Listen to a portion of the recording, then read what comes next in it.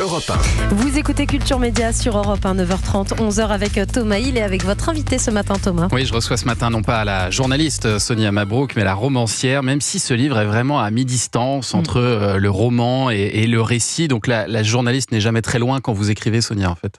Non, forcément, et surtout que pour ce sujet, d'abord, j'ai laissé libre cours à l'imagination. Et si demain, tout inversé, inversion totale des flux migratoires, mais la journaliste n'est pas très loin, puisque je suis partie aussi de déclarations. Alors, elles ne sont pas très joyeuses, elles sont même franchement inquiétantes. Il y a de nombreux responsables européens. Il y a encore quelques mois, Thomas, qui affirmait qu'une guerre sur le continent européen était tout à fait possible et même probable. Donc, à partir de là, c'est de la matière pour la journaliste et aussi pour l'auteur. Donc, ça veut dire que cette idée de l'inversion des flux migratoires et qui ferait que les Européens seraient obligés de fuir la guerre et d'aller se réfugier de l'autre côté de la Méditerranée, c'est pas juste un pur exercice d'imagination, c'est aussi quelque chose, un scénario qui vous semble crédible finalement. Dans le monde instable dans lequel nous sommes, avec ces relations internationales et une géopolitique qui est comme une tectonique des plaques qui bouge tout le temps, je crois qu'aujourd'hui, il ne faut pas exclure un tel scénario. Et de toute façon, il n'est pas exclu. Je crois qu'il y a quelques jours, le Financial Times avait publié des documents secrets ou des documents militaires russes qui montraient que les infrastructures sur le littoral français étaient visées. Alors certains peuvent nous dire c'est de l'ordre du fantasme, de la fantaisie. Si c'est imaginé par des états-majors, c'est que ce n'est pas totalement à exclure. On voit même que Poutine en ce moment est en train de revoir sa doctrine nucléaire.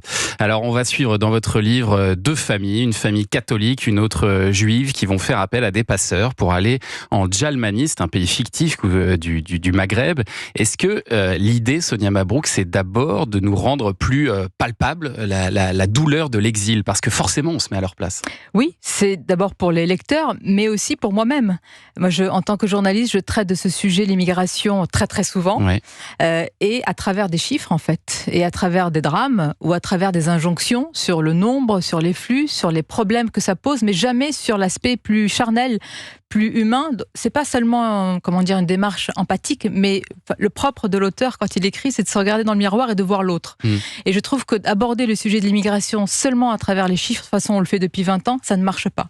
Donc essayons en tous les cas d'imaginer ce que c'est la douleur de l'exil, la vie dans des camps aussi, et puis aussi, il faut le dire, des nations de l'autre côté de la Méditerranée pleines de préjugés qui vont dire non mais attention, vous venez, mais assimilez-vous, sinon vous repartez. Mais alors moi, ce qui m'a étonné, Sonia Mabrouk, c'est que je crois comprendre que vous n'êtes pas favorable, comme Lucie Castet par exemple, à la régularisation de tous les sans-papiers. Je crois que même la gauche n'est pas d'accord avec Madame Lucie Castet, oui, c'est donc vrai, elle est un peu seule quand même. Dans son coin, mais en même temps, tout au long de votre livre, vous vous mettez à la place de ces familles, vous nous mettez à la place de ces familles qui traversent la Méditerranée, qui sont jetées dans un camp de migrants, et on a envie finalement que ce pays les accueille plus généreusement, leur ouvre les bras. Donc c'est comme si la romancière et la journaliste me délivraient deux messages qui sont contradictoires. Qu'est-ce que vous avez voulu avec ce livre? C'est nous amener à réfléchir sur cette question? Oui, à réfléchir sur cette question, mais voyez-vous, vous dites très justement, je ne suis pas favorable, je n'ai pas un trop-plein. Moi, j'estime que le nombre, aujourd'hui, est une barrière pour d'autres. Pour tous ceux qui sont déjà, alors là, je reprends la réalité en France et qui ne peuvent pas s'assimiler. Et je trouve aujourd'hui, paradoxalement, peut-être pour ceux qui nous écoutent, que dire qu'on ne peut pas accueillir tout le monde, c'est favoriser ceux qui sont déjà là depuis 2 ou 3 générations et à qui on ne donne pas la possibilité de s'assimiler.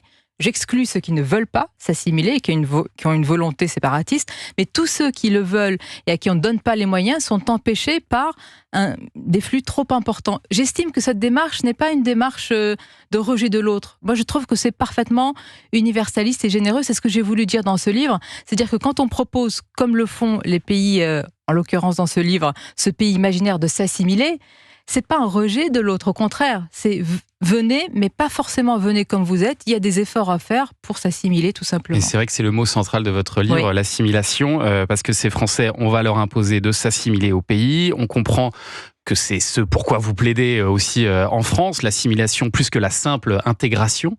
Mais dans votre livre, on va leur demander à ces catholiques, à ces juifs de carrément se convertir à l'islam, donc de renier une part de ce qu'ils sont. Jusqu'où doit aller l'assimilation selon vous?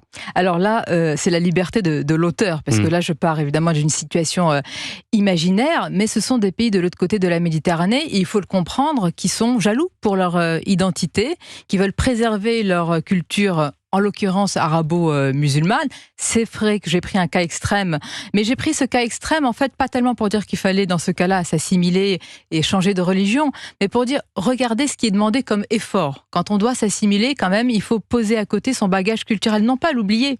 Moi, j'ai jamais, et j'oublierai jamais, évidemment, les origines qui sont les miennes. Mais je partage aujourd'hui les héros français, les gloires françaises, les fiertés. Je pleure aux défaites. Je suis vraiment fière et heureuse quand il y a des célébrations et des gloires. Donc, ce panthéon imaginaire, moi, je l'ai fait mien. Et je trouve que c'est dommage qu'on puisse ne pas le partager aujourd'hui et ne pas faire que je dis quand même, ce sont des millions de Français aujourd'hui, 2e ou 3e génération. Je les vois quand ils reviennent en Tunisie, ces Français immigrés, ils ne sont assimilés ni de l'autre côté de la Méditerranée, ni en France. Je veux dire, c'est comme s'ils étaient apatrides et on se satisfait d'une telle situation. Donc pour vous, s'assimiler, c'est additionner. Ça ne veut pas dire oublier ses racines. Exactement. Mais vous savez, Thomas, depuis des années, je suis allée voir sur les 10 dernières années comment les responsables politiques appréhendaient cette notion d'assimilation. D'abord, ils ne l'emploient plus, sauf à l'extrême dans notre classe politique, et elle a été totalement dévoyée. L'assimilation, en quelques mots, c'est de partager les mêmes codes culturels et les mêmes mœurs du pays d'accueil. Est-ce si terrible de le demander? Est-ce vraiment une démarche teintée de xénophobie comme certains veulent le faire croire? Mais parce que souvent l'assimilation est associée au mot renier. Souvent dans l'esprit des gens, s'assimiler veut dire renier ses origines, sa culture, ses souvenirs. On est passé de l'assimilation, donc il y a quelques années, à l'intégration et à la société inclusive. L'intégration, c'est avoir ses papiers.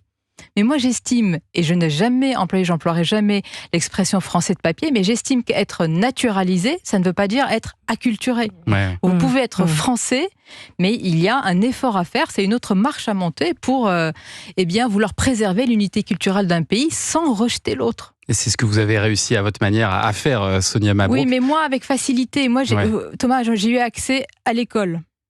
Et j'ai eu un passeport extraordinaire. Moi, j'ai appris à aimer le pays par la langue, par la littérature. Donc moi, je suis une privilégiée par ces canaux-là, par ces vecteurs-là. Je sais que pour une partie de la population, c'est pas le cas. Mais je dis aussi que quand on veut avoir la chance d'être assimilé, il faut s'en donner les moyens. Et on va revenir justement sur votre parcours dans un instant, Sonia Mabrouk, avec votre portrait sonore. Et si demain tout s'inversait, c'est votre nouveau roman disponible chez Fayard.